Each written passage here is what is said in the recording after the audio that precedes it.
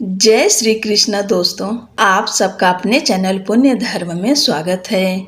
सनातन धर्म में विनायक चतुर्थी हर महीने की शुक्ल पक्ष की चतुर्थी तिथि को मनाई जाती है। इस दिन भगवान गणपति की पूजा होती है। कहते हैं कि इस दिन बप्पा की आराधना करने से और उनकी कथा सुनने से सभी इच्छाओं की पूर्ति होती है। आज 27 अगस्त को विनायक चतुर्थी का व्रत है। भगवान गणेश जी का आज जन्मोत्सव मनाया जाएगा। आप सभी को गणेश चतुर्थी व्रत की ढेर सारी शुभकामनाएं। आज के दिन आप सब भगवान गणेश की विधि विधान के साथ पूजा करें और आज दुर्वा की माला भगवान गणेश को अवश्य अर्पित करिएगा। हो सके तो मोदक का भोग लगाएं। अगर मोदक ना हो तो लड्डू का भी भोग लगा सकते हैं। इसी के साथ में आप सब इस कथा को अवश्य सुनिएगा। इसके बगैर व्रत पूर्ण नहीं माना जाता।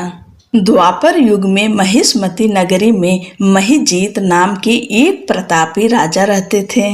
वे पुण्य कर्म करने वाले और अपनी प्रजा को अच्छे से पालन पोषण करने वाले राजा थे, लेकिन उनकी कोई संतान नहीं थी, जिससे उन्हें राजमहल का वैभव अच्छा नहीं लगता था। वेदों में संतानहीन व्यक्ति का जीवन व्यर्थ माना गया है और संतान विहीन व्यक्ति द्वारा पितरों को दिया गया जल पितृगण गर्म जल के रूप में ग्रहण करते हैं। यही सोचकर राजा महिजीत के जीवन का बहुत समय व्यतीत हो गया।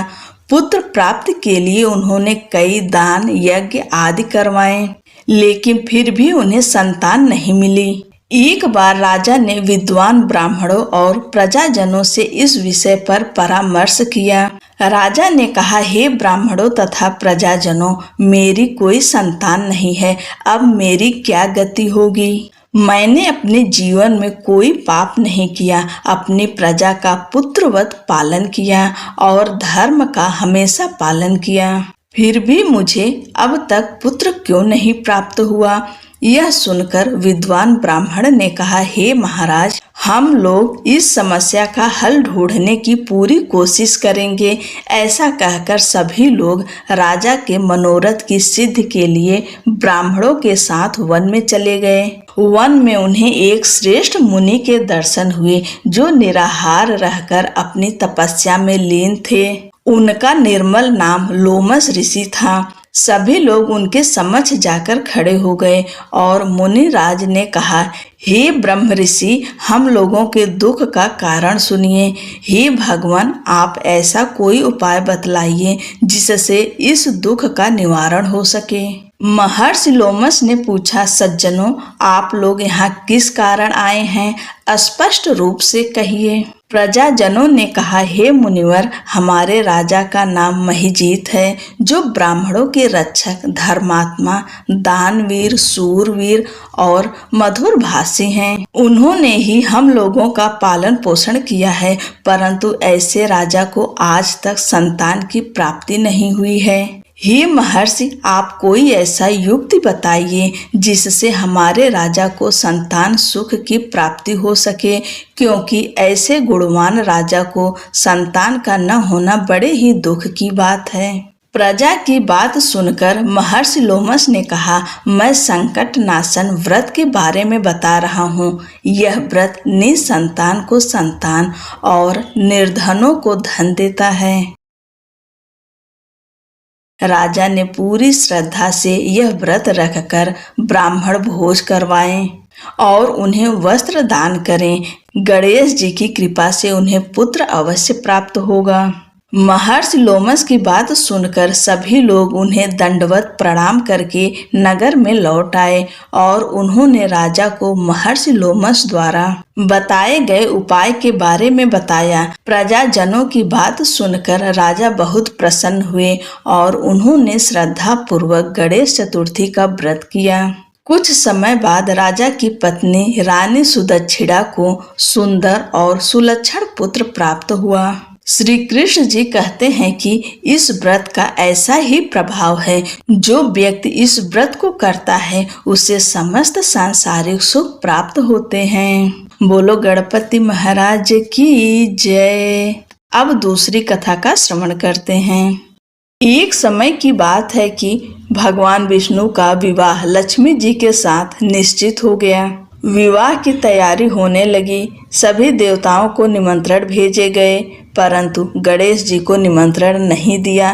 कारण जो भी रहा हो, अब भगवान विष्णु की बारात जाने का समय आ गया। सभी देवता अपनी पत्नियों के साथ विवाह समारोह में आए। उन सब ने देखा कि गणेश जी कहीं दिखाई नहीं दे रहे हैं। तब वे आपस में चर्चा करने लगे कि क्या गणेश जी को नहीं न्योता है या स्वयं गणेश जी ही नहीं आए हैं। सभी को इस बात पर आश्चर्य होने लगा। तभी सबने विचार किया कि विष्णु भगवान से ही इसका कारण पूछा जाए। विष्णु भगवान से पूछने पर उन्होंने कहा कि हमने गणेश जी के पिता भोलेनाथ महादेव को न्योता भेजा है। यदि गणेश जी अपने पिता के साथ आना चाहते तो आ जाते, अलग से न्योता देने की कोई आवश्यकता भी नहीं थी। दूसरी बात यह है कि उनको 1.25 मन मूंग, 1.25 मन चावल, 1.25 मन घी और 1.25 मन लड्डू का भोजन दिन भर में चाहिए। यदि गणेश जी नहीं आएंगे तो कोई बात नहीं, दूसरे के घर जाकर इतना सारा खाना पीना अच्छा भी नहीं लगता। इतनी वार्ता कर ही रहे थे कि किसी ने एक सुझाव दिया, यदि गणेश जी आ भी जाएं तो उनको द्वारपाल बनाकर बैठा देंगे कि आप घर की याद रखना। आप तो चूहे पर बैठकर धीरे धीरे चलोगे तो बारात से बहुत पीछे रह जाओगे। यह सुझाव भी सबको पसंद आ गया। भगवान विष्णु ने भी अपनी सहमति दे दी। होना क्या था कि इतने में गणेश जी वहां आ पहुँचे और उन्हें समझा बुझाकर घर की रखवाली करने बैठा दिया। बारात चल दी। तब नारद जी ने देखा कि गणेश जी तो दरवाजे पर ही बैठे हुए हैं। तो वे गणेश जी के पास गए और रुकने का कारण पूछा। गणेश जी कहने लगे कि विष्णु भगवान ने मेरा बहुत अपमान किया है। नारद जी ने कहा कि आप अपनी मूषक सेना को आगे भेज दें तो वह रास्ता खोद देगी, जिससे उनके वाहन धरती में धंस जाएंगे। तब आपको सम्मान पूर्वक बुलाना पड़ेगा। अब तो गणेश जी ने अपनी मूषक सेना जल्दी से आगे भेज दी और सेना ने जमीन पोली कर दी। जब बारात वहां से निकली तो रथों के पहिए धरती में धंस गए। लाख कोशिश करें परंतु पहिए नहीं निकले। सभी ने अपने अपने उपाय किए परंतु पहिए तो नहीं निकले, बल्कि जगह जगह से टूट गए। किसी की समझ में नहीं आ रहा था कि अब क्या किया जाए। तब तो नारद जी ने कहा, आप लोगों ने गणेश जी का अपमान करके अच्छा नहीं किया। यदि उन्हें मना कर लाया जाए तो आपका कार्य सिद्ध हो सकता है और यह संकट टल सकता है। शंकर भगवान ने अपने दूत नंदी को भेजा और वे गणेश जी को लेकर आए। गणेश जी का आदर सम्मान के साथ पूजन किया। तब कहीं रथ के पहिए निकले। अब रथ के पहिए निकल गए परंतु वे टूट फूट गए तो उन्हें सुधारे कौन। पास के खेत में खाती काम कर रहा था, उसे बुलाया गया। खाती अपना कार्य करने के पहले श्री गणेशाय नमः कहकर गणेश जी की वंदना मन ही मन करने लगा। देखते ही देखते खाती ने सभी पहियों को ठीक कर दिया। तब खाती कहने लगा कि हे देवताओं, आपने सर्वप्रथम गणेश जी को नहीं मनाया होगा और न ही उनकी पूजन की होगी, इसलिए तो आपके साथ यह संकट आया है। हम तो मूर्ख अज्ञानी हैं, फिर भी पहले गणेश जी को पूजते हैं, उनका ध्यान करते हैं। आप लोग तो देवतागण हैं, फिर भी आप गणेश जी को कैसे भूल गए। अब आप लोग भगवान श्री गणेश जी की जय बोलकर जाएं तो आपके सब काम बन जाएंगे और कोई संकट भी नहीं आएगा। ऐसा कहते हुए बारात वहां से चल दी और विष्णु भगवान का लक्ष्मी जी के साथ विवाह संपन्न करा के सभी सकुशल घर लौट आए। हे गणेश जी महाराज, आपने विष्णु को जैसा कारज सारियो ऐसा कारज सबको सिद्ध कर जो। बोलो गजानन भगवान की जय।